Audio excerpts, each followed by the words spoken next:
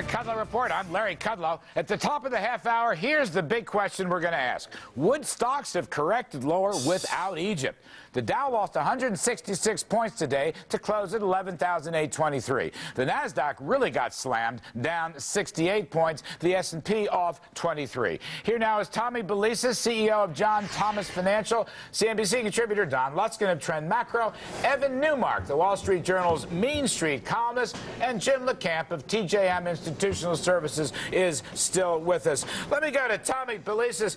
You know, Tommy, we flirted with the promised land, 12,000 on the Dow, 1,300 on the S&P, but we could not get through, okay? GDP report today, yeah, 3.2%, maybe a little light for what the street was looking for. I don't know. We're still in a better recovery. And maybe more to the point, you had some nasty knocks. Amazon didn't meet. Microsoft didn't meet. Ford didn't meet. Monster Worldwide, none of them met expectations on profits. So I ask you, was all this Egyptian brouhaha, it may be darn important geopolitically, was it really an impact on the stock market, or to just give folks a chance to get through the expected correction?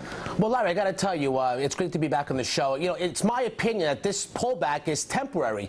In any bull market, you're going to have, you know, a pullback, whether it's a crisis somewhere overseas or some type of shortfall in earnings. Now, if we were talking about shrinking profits, that would be one thing, Larry, but profits are growing. 72% of all the companies in the S&P 500 have reported better than expected earnings, and earnings season isn't even over yet. I think this is Egyptian specific. I do believe that the free market system is speaking out loud again. You cannot have the government controlling the people, and I think today it's evident that the people are speaking out. They want a free market society. Larry, like you said, free market society is the pathway to prosperity. Don Luskin, we're back now with Tommy Belesis, CEO of John Thomas Financial, CNBC contributor Don Luskin of Trend Macro, Evan Newmark of the Wall Street Journal's Mean Street columnist, and Jim LeCamp of TJM Institutional Services, all with us.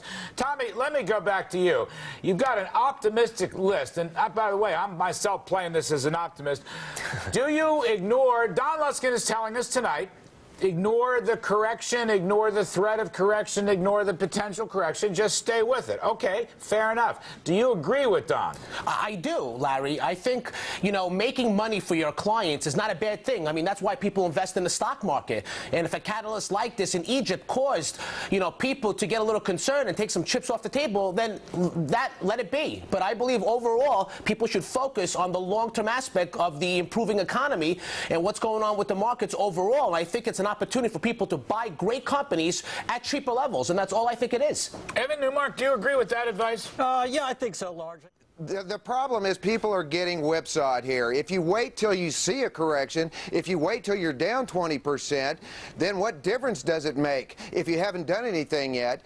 We've seen evidence of a correction for the last couple of weeks. We've seen a couple of high-volume reversals in the market. The market couldn't get through the 1,300 level on the S&P 500. A lot of the leading stocks are cracking. Some of the economic data has been disappointing. And yes, I do think ultimately we'll go higher. But if you ignore all these signs of a pending correction and just decide that you're going to ride through these, then investors are going to be left with another 2008. I don't know when it's going to happen, but pretty soon they're going to be down, instead of 20%, 38%, and then they have to make 50% to get back to even. It's just pulling scare numbers out of the sky. I disagree. Listen, we have the bullish case in favor. Historically, we're in the third year of the presidential cycle, which is historically a very bullish time. We have increasing earnings. Not after 2 positive years leading into it. And I believe 4 quarters of improving earnings is just going to cause us to blow through Dow 12,000, blow through S&P 1,300, and at the end of the day, you're going to be sitting there waiting, saying, I should have jumped in back on the dip. Well, you know what? This is a dip. You get in now, because I believe all this is going to surpass, and we're heading much higher.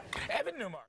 Let's see. Tommy Belesis, I'm going to give you 20 seconds. Last word. Sure. What are you going to do Monday morning? We are bullish. We're going to be buying very aggressively on these dips. All right. And I'm looking for free market capitalism in Egypt. I may have to look very carefully. I may have to search very, very hard. But I believe there is a it's all a pyramid scheme, Larry, that moves us toward freedom. That is my view. Tommy Belesis, Don Luskin, Evan Newmark, and Jim LeCamp, you're all fabulous. After the break, folks, one of the Kudlow